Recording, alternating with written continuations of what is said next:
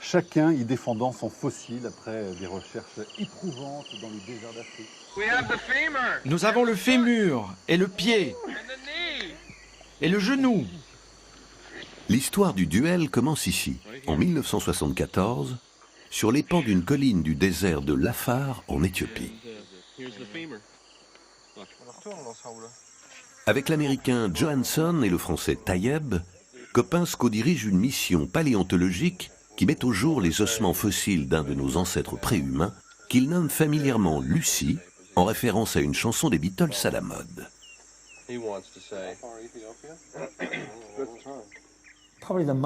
L'aspect le plus important de cette découverte, c'est probablement que le squelette de Lucy était relativement complet. L'intérêt, c'est d'avoir trouvé 52 morceaux. Alors, chaque squelette a 206 ossements. Mais 52 ossements, c'était extraordinaire pour l'époque.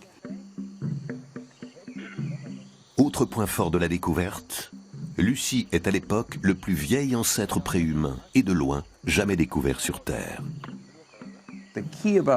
La particularité de Lucy, que les fossiles antérieurs ne nous avaient pas donné, c'était le temps.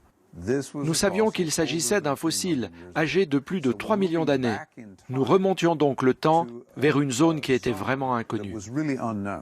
En 4 mois, la petite cousine Lucy a eu 100 000 admirateurs. On peut la rencontrer au Musée de l'Homme à Paris. C'est sans doute la première fois qu'une exposition de ce genre a un tel succès.